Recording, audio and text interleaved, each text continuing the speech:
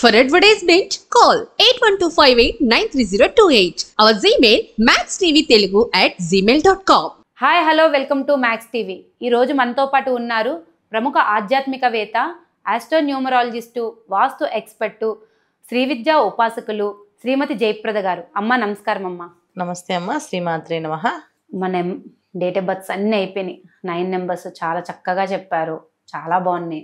ఇప్పుడు మనం ఏంటంటే టాపిక్స్ చెప్పుకుందాం. ధర్మ సందేహాలు అనొచ్చు. ప్రతి ఒక్కరు ఆడవాళ్ళకి ఎంతమంది చెప్పినా సరే ఒక డౌట్ అనేది ఉంటుంది కదా, అలా ధర్మ సందేహాల్లాగా. అంటే భగవంతుని ఇంట్లో కూడా పూజించేటప్పుడు ఆడవాళ్ళు అంటే మార్నింగ్ లేచిన తర్వాత ఇంట్లో ఉన్న వాళ్ళు ప్రతి ఒక్కరు చీర కట్టుకోరు. ఇప్పుడు రోజుల్లో అయితే నైటీ, కబోర్డ్ నుంచి తీసేది నైటీ, దానిపైన ఎన్నో వీడియోస్ రోల్స్ అన్నీ అవుతున్నాయి. నైటీ వేసుకొని పూజ చేయవచ్చా? ఇదేనమ్మా ప్రశ్న. ఇదే ప్రశ్న. నైటీ వేసుకొని పూజ చేయవచ్చా అంటే కొంతమంది మహిళలు కూడా అడగమని చెప్పారు. నైటీ వేసుకొని పూజ చేయవచ్చా? దానికి మనం చెప్పుకునే దానికంటే ఏంటంటే ఒకసారి మనం ఆలోచించుకోవాలి ఈ విషయాన్ని. నైటీ అని ఎందుకు దాన్ని వాడారు పదాన్ని, అంటే ఆ పదానికి అర్థం ఏంటి? నైటీ అంటే నైట్ టైం వేసుకునే అర్థం, అంతే కదా. రాత్రి పూట వేసుకునే సమయంలో వేసుకునేది, సౌకర్యంగా ఉండడానికి వేసుకునేది. ఇవి ఈ కాలంలో వచ్చాయి, కానీ మామూలుగా పూర్వకాలంలో అయితే అసలు ఈ పదానికి అర్థాలు కూడా లేవు. అసలు దీన్ని అసలు వేసుకునే వాళ్ళు కాదు. ఒక ఏకవస్త్రం అనేది ఎవరికి పనికిరాదు. అంటే పూజ చేసినప్పుడమ్మా, పూజ చేసినప్పుడు కాదు, ఎప్పుడు కొనే వస్త్రం అనేది ఆడవాళ్ళకి పనికిరాదు. అంటే ఏకవస్త్రంతో కుట్టే వస్తువు. ఇప్పుడు ఏకవస్త్రం అనగానే కాదండి మేము ఇవి ఉన్నాయి కదా అంటారు, అది కాదు విషార్థం. ఒక వస్త్రంతో కలిపి ఒంటికి కట్టుకునేది కాదు. నేను అందుకే విభజించి రవిక, చీర అనే అర్థాలు అండి. కొంతమంది మామూలుగా నార్త్ ఇండియన్స్ వాళ్ళు ఏంటంటే పంజాబీ డ్రెస్, చున్నీ. ఇప్పుడు చూడండి, బయటికి ఎక్కడికైనా వెళ్తాయి నార్త్ ఇండియన్స్ చున్నీ, నెత్తి మీద చున్నీ వేసుకుంటారు వాళ్ళు కంపల్సరిగా. ఈ చున్నీ లేకుండా వాళ్ళు బయటికి దగ్గర రారు, బయటికి రారు, ఎవరికి కనిపించరు. ఈ తలకు బాగానే కనబడకూడదు, అది వాళ్ళకి ఉన్న సాంప్రదాయం. మన సాంప్రదాయం ఏంటంటే మర్మాన్ని కనబడకూడదు. సో ఇక్కడ ఒక అడ్డు ఉండాలి. సో ఖచ్చితంగా చీర అనేది సాంప్రదాయం. మనం కట్టుకునేది చీర కట్టుకొని పూజ చేసుకోవడం అండి.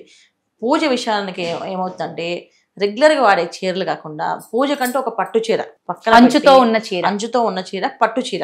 సో పట్టుకి దోషాలు ఉండవు. ఇప్పుడు మనము పూర్వం అంటే కొన్ని విషయాలు అన్ని కూడా మనము మడి ఆచారం అశోచాన్ని వాడేవాళ్ళం, పాటించేవాళ్ళవి. కానీ ఇవాళ చాలా మందికి ఎంత కష్టమైపోయిందంటే భార్యాభర్త ఇద్దరు ఉద్యోగాలకు వెళ్ళాలి.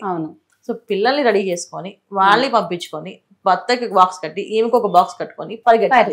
సో పరిగెట్టే ప్రాసెస్ లో వండేటప్పుడు ఆ ఒంటి మీద పడతాయని ఒక రకమైన ఇది సౌకర్యంగా ఉందని ఇది వాడేసుకుని ఇది వేసేసుకుంటున్నాం. ఇది వేసుకోవడం వల్ల సౌకర్యం ఎంత ఉన్నో అసౌకర్యం కూడా అంతే ఉంటది.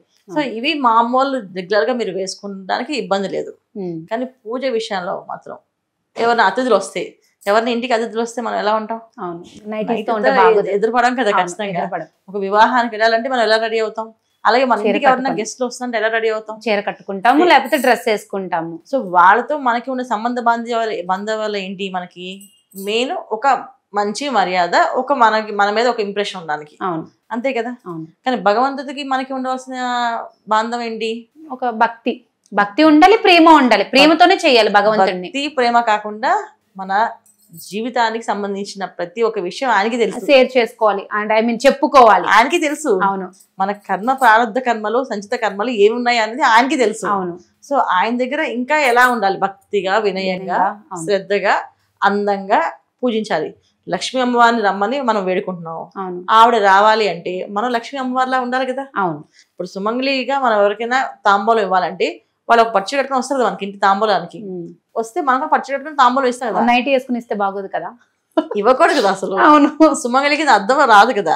సుమంగళి అనేది ఏంటి అంటే మనము అన్ని చీర, పసుపు, కుంకుమ అన్ని అంటే పూర్వం ఏంటంటే చక్కగా పసుపు రాసుకొని స్నానం చేసేవాళ్ళు.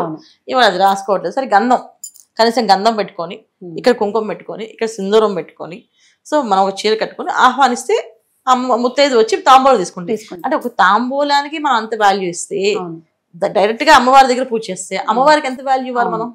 మనం ఆలోచించే విషయాలు కోణాలు ఇవి. ఎందుకు వేసుకోవద్దు పక్కన పెట్టేయండి, వేసుకోవాలా వేసుకోవద్దా, సౌకర్యం అసౌకర్యం పక్కన పెట్టండి. కానీ మనం కావాల్సినప్పుడు మనం ఆర్థిక ఇబ్బంది నుంచి బయటపడాలని కోరుకుంటున్నాం, లేదా ఒక సొంత ఇంటికి వెళ్ళాలని కోరుకుంటున్నాం, లేదా మన ఇల్లు ప్రశాంతంగా ఉండాలి, ఎప్పుడు మాకు జీవితం హాయిగా ఉండాలి, సంతోషంగా ఉండాలని కోరుకుంటున్నాం. ఈ కోరుకునేటప్పుడు ఎంత పద్ధతిగా ఉండాలి? ఒక సీఎం దగ్గరకో పిఎం దగ్గరకో లేదా తెలిసిన వాళ్ళ దగ్గరికి వెళ్ళడానికి మంచి మంచి చీరలు వెతుక్కుని చీర బాగుంటుందా, ఈ చీర బాగుంటుందా అని కట్టుకుని చూసుకుంటాం. సో డైరెక్ట్ గా సుప్రీం అంటే భగవంతుడు యూనివర్స్ దగ్గర మనం అడుగుతున్నాం. సో ఆయన దగ్గర ఉన్నప్పుడు ఎలా ఉండాలి? మనం ఖచ్చితంగా బాధ్యతగా ఉండాలి, పద్ధతిగా ఉండాలి, సాంప్రదాయంగానే ఉండాలి.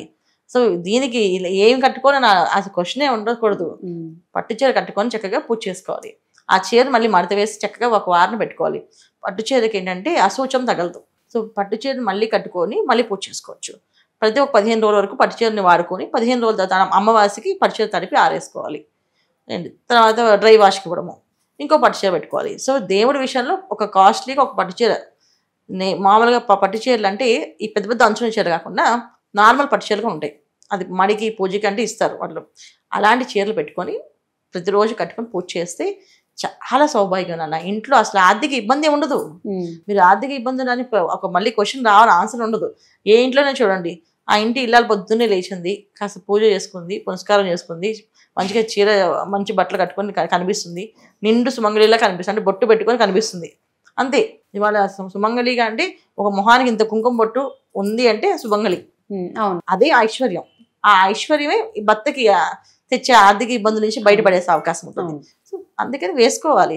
సో నైటీ నుంచి మాట్లాడకూడదు. ఇక నైటీ అనేది మనకు ఉండే పరిస్థితులకి అనుకూలంగా ఉండేది వేసుకునేది. దానికి కట్టుకుని పూజ చేయొచ్చా, దాన్ని కట్టుకుని ఎదురు రావచ్చా అని అడగకూడదు. ఎందుకంటే అది ఓన్లీ రాత్రిపూట వేసుకునేది మాత్రమే. అది కూడా మీకు ఉన్న అసౌకర్యం కనుక. కానీ చీరలో ఉన్న సౌకర్యం నైటీలో ఉందని నేను ఎప్పుడు అనుకోను. ఎందుకంటే రాత్రిపూట చీరలే, కాటన్ చీరలు కట్టుకుంటే ఇంకా హాయిగా ఉంటుంది. పిల్లలకి కాస్త ఏదైనా చిన్న పసిపిల్లలు ఎత్తుకుంటాం, కాస్త వాళ్ళు మూత్రాలను ఎత్తుకోవడానికి నాప్కిన్స్ వెతుకుతాం వాళ్ళ నైటీ వేసుకుంటే. అదే కాటన్ చీర అనుకోండి, ఇలా చెంగుతో తుడుస్తాం వాళ్ళు చక్కగా. సో వాళ్ళు మెత్తగా ఉంటుంది. అలాంటి అవకాశాలు ఉంటాయి. సో చీరలో ఉన్న సౌకర్యం నైటీలో లేదు, కానీ ఉందని భ్రమపడుతున్నారు కనుక వాళ్ళ ఇష్టం. కానీ పూజకి అయితే పనికిరాదు పూజకి. అమ్మ మరి పట్టు చీరలు అనేవి పెట్టుకోవాలని చెప్పారు కదా మీరు. మరి అందరూ పట్టు చీరలు పెట్టుకోలేరు. అలాంటప్పుడు ఇంట్లో ఉన్న చీరలు, సిల్క్ చీరలైనా, సిల్క్ చీర పెట్టుకోవచ్చు. ఏదైనా సరే ఒక చీర అనేది కట్టుకొని చేయాలి అని అంటున్నారు. చీర కట్టుకొని చక్కగా చేసుకోవాలి పూజ. అది చీరకి సపరేట్ గా మడికి పెట్టుకుంటే ఇంకా మంచిది, చాలా మంచిది. ఇప్పుడు చీరలు, మామూలు చీరలు కట్టుకోవడం వల్ల ఏంటంటే మనం ఇబ్బంది రోజుల్లో కూడా కలిపేసుకుంటాం. సో అన్ని కలిసిపోతుంటాయి. అలాంటి చీరలతో పూజ చేసే కంటే అమ్మవారు స్పెషల్ గా ప్రత్యేకంగా వాళ్ళకి ఒక చీర పెట్టుకొని పూజ చేయడం, అది 15 రోజులు తడిపి ఆరేసుకొని మళ్ళీ దాన్ని మడిగా పెట్టుకోవడం, శుచి శుభ్రత పాటించడం వల్ల ఆర్థిక ఇబ్బంది నుంచి బయటపడే అవకాశం ఉంది అన్న. ఇప్పుడు మనం ఏ పూజ చేసినా ఆర్థిక ఇబ్బంది నుంచి బయటపడాలని కదా.